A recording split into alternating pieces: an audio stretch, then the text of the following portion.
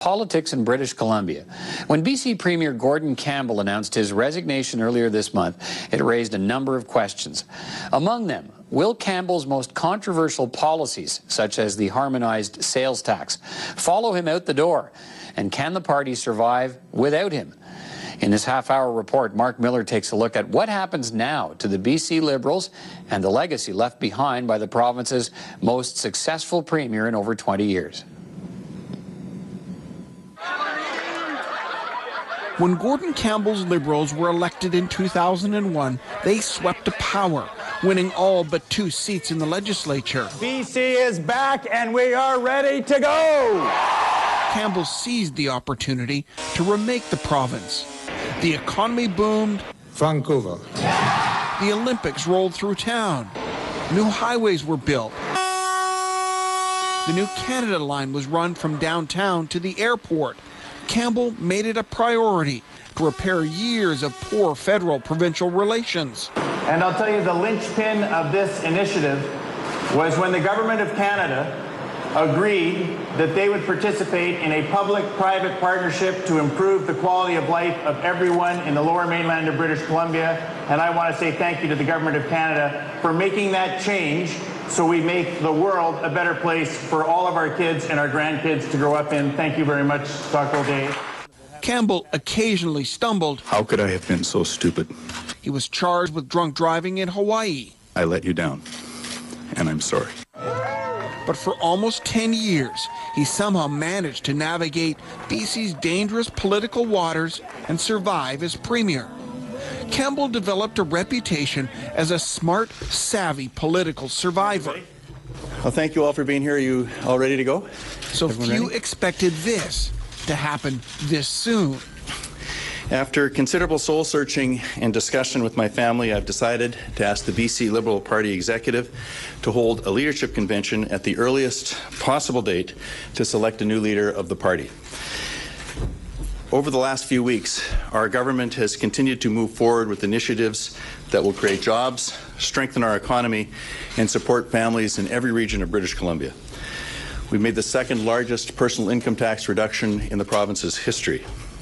We've launched new initiatives that will tailor our education system so that children get the best possible opportunity to succeed. Yet it is clear to me that those initiatives have been overshadowed.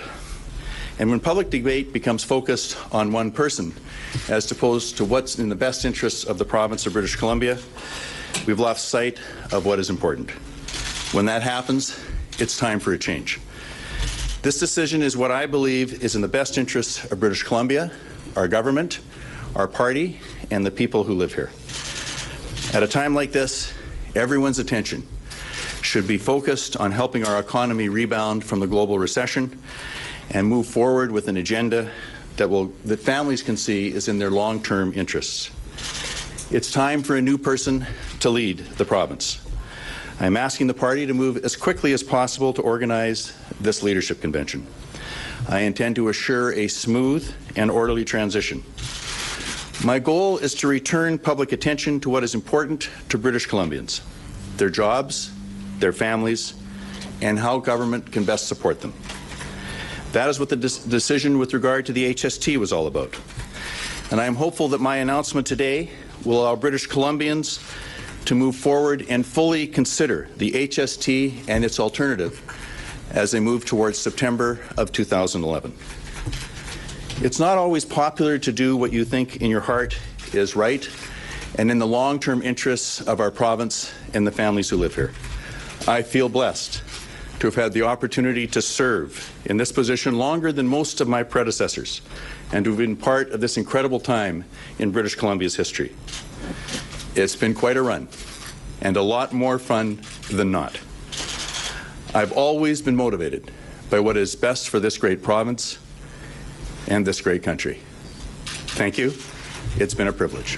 Thank you very much. While the timing of the Premier's decision to step down was a surprise, it wasn't totally unexpected. For the past several months, the Premier has struggled with a public relations disaster that was the implementation of the harmonized sales tax. Opponents of the HST and the government launched a petition campaign and won a fight to trigger BC's unique MLA recall system. In September 2011, a province-wide referendum will be held on whether to keep the HST or dump it. Through this all, Campbell's approval numbers have spiraled into the single digits. While this may not be an easy undertaking, I believe it is a worthwhile one. Just a week before he quit, he went on province-wide TV to make a major announcement that he hoped would turn the tide. I'm pleased to announce tonight that effective January the 1st of 2011, there will be a 15% reduction in the tax rates on all of your income up to $72,000. The tax cut is the second biggest in BC history. More than 1 million British Columbia taxpayers will benefit. The province will give up about $6 million a year in revenue. But if the Premier was hoping the tax cut would turn around his fortunes related to the HST, he was wrong. The Premier is trying to buy support from the public by saying, trust me, I'll give you a tax cut. Well, the public doesn't trust this government. The Premier's polling numbers would not improve. The HST protests would continue. With the leadership review looming at the party's annual convention, Gordon Campbell seemed to have run out of options. Is that true, the things that we've been hearing, that there's a movement in caucus to have him step aside? I think that was way overblown. This was a decision that Gord made, I think, because he really thinks the future of the province is important, that he not be the lightning rod.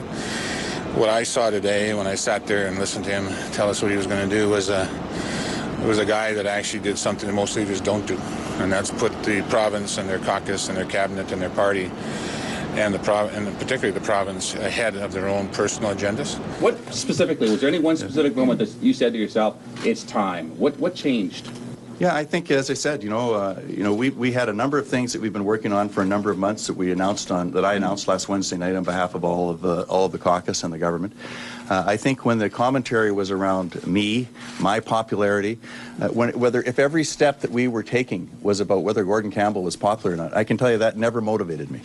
What motivated me was how could we do things that would actually help families in British Columbia? How could we do things that would actually stabilize our economy and help it move forward? That's what was the motivation behind the announcements last Wednesday. And when the discussion is about, well, is it only because Gordon Campbell's concerned about his popularity? I wasn't concerned about my popularity. I think obviously it's something that we have to be aware of. I was concerned about what was best for British Columbia. So when I came home on Monday, I had a chance to talk directly. Nancy and I chatted about it.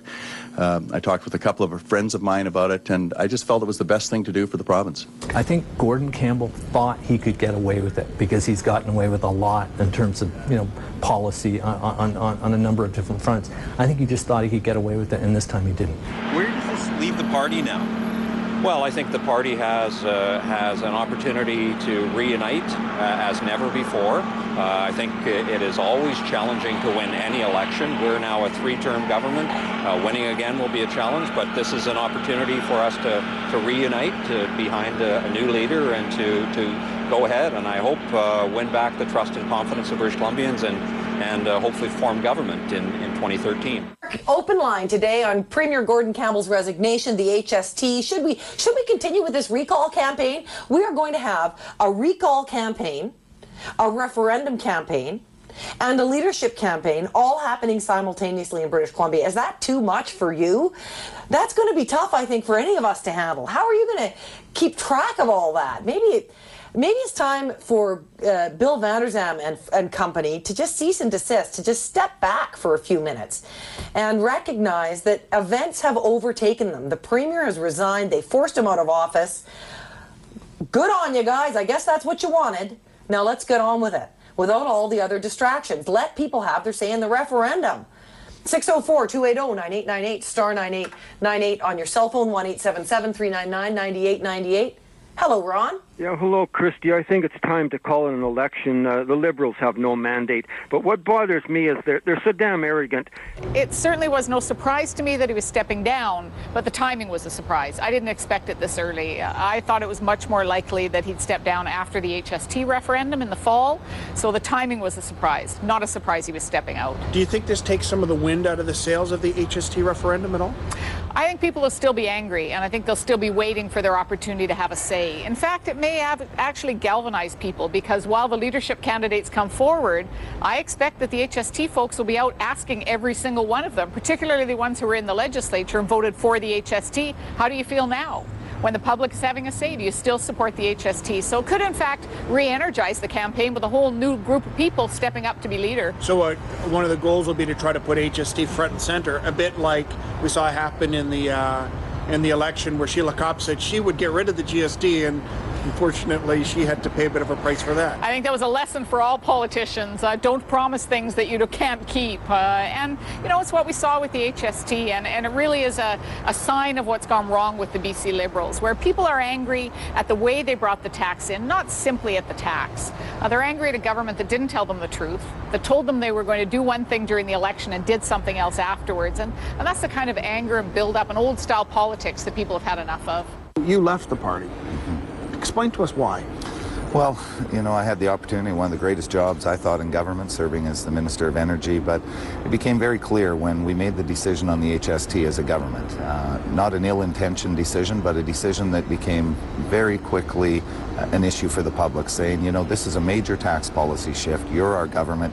We expect you to come and engage us in decisions like that. And I agreed with them, actually, and you know, you have second thoughts, and no government, no individual that's in government can do their term without making mistakes. I think the key is to be able to say and recognize when you do make a mistake and stand up and say, you know what, we did. Our government was unwilling to do that, and that's where I had my fundamental disagreement, not just with the Premier, but with my colleagues as well. So were you opposed to the HST itself? I wasn't opposed to the HST itself. I think it has some merit. I think a lot of work has to go into this still, and I honestly believe, you know, the public, if they decide that that's where they would like to go in the future, they're the ones that are going to have to work with governments to decide that. So I wasn't fundamentally opposed to it. I've served on the Finance Committee I chaired it for 4 years. I learned a great deal about it. Even today, though, under the rollout of this HST, there are some unintended consequences, particularly for border towns, for example. So, you know, this is a good example of a rushed decision gone bad. Do you still believe HST is right? Absolutely. It was the right thing to do for just so many reasons. For the thousands of workers whose jobs are going to be protected by it, for the thousands of workers whose jobs will be developed because of it. That's one reason that it was right. You know, I've said all along that we should have actually been far more aggressive in explaining to British Columbians why we thought it was the right decision, why we thought it was in their best interests. You know, there will be some marginal changes in people's lives, but, you know, 80% of their goods and services that they use on a day-to-day basis won't be affected one way or another. We should have been aggressively dealing with the misinformation. There were, frankly, campaigns of misinformation that were out there. And I think over the next year we'll have a chance, and people will have a chance to really look at the HST and its alternative and take out, frankly, of the equation either me or how we did it, and look at what its merits are and to make the right decision for the province. Do you feel a bit like you either got thrown under the bus or the sacrificial lamb, so to speak? I don't really. But you've lost your job over it in a sense. Well, I've stopped. I'm going to, in the next few months, I'm going to not be Premier anymore. But, you know, the government's going to continue. We'll see what the new leaders do and where the new leaders want to take us. So what happens to the BC Liberal brand? Is it dead? No, it's not dead. And it's not dead because a lot of people still don't believe in the NDP. So with the right leader, and I mean by somebody not currently affiliated with this government, she, and I believe it's going to be a she, could revitalize the Liberal brand. But unless that person arrives on the scene, I think they're dead. I think the Liberals need someone who is going to really redefine them. So they need someone who is going to be able to articulate, you know, talk about doing things differently, right? Have some new policies, some new ideas, because the Liberals haven't, you know, except for the HST, they haven't had a whole lot of new ideas for the last 5 years or so. But I also think it's going to have to be somebody who who strikes a different tone, you know? I mean, the HST was not, people's anger about that was not about the tax. I don't think it was about the fact that the government broke trust with the people. They went and they foisted it on us after the election without telling us, no consultation, boom, next thing you know, we've got the HST. Well, where did that come from, everybody says, right? So I think people, the Liberals need someone who can inspire trust. Most of all, that's going to be the most important aspect of this person, because that's what the Liberals are missing right now. And, you know, if they can inspire trust and they can hold their coalition together with left